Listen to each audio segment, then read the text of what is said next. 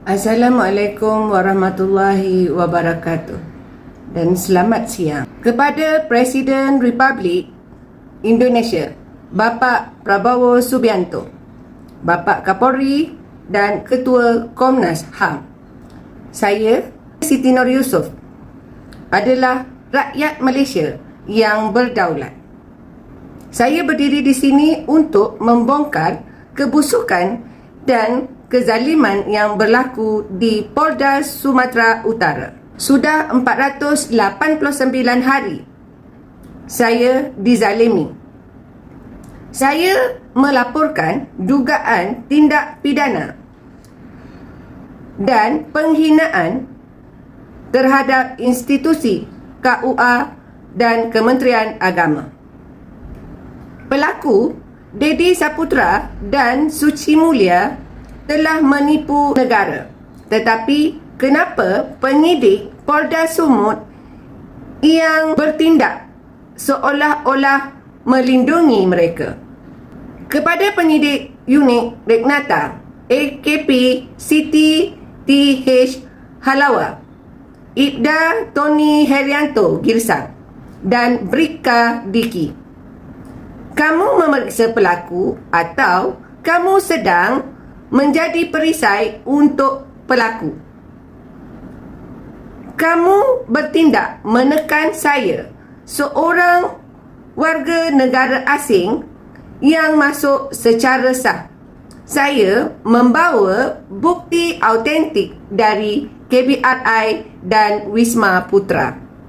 Saya bukan parti yang boleh kamu perkotak-katikkan. Perbuatan kamu ini telah melanggar hak asasi manusia, HAM.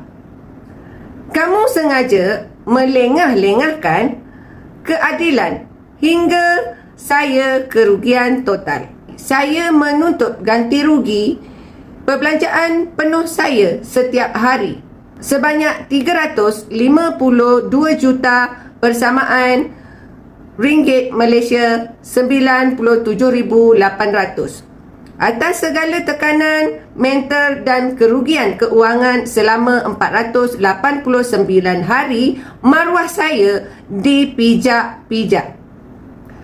Bapak Presiden Prabowo, lihatlah bagaimana aparat di bawah pimpinan bapa memperlakukan dokumen rasmi negara jiran. Ini adalah pencabulan kedaulatan hukum. Saya menuntut Divisi Propam Mabes Polri dan Kompolnas segera bersihkan oknum-oknum yang tidak bertanggungjawab ini. Jika Polda Sumut tidak mampu menangkap penjenayah yang sudah secara terang-terangan menipu institusi KUA, maka saya akan membawa ke peringkat antarabangsa. Keadilan bukan untuk dijual beli. Justice delay, justice deny.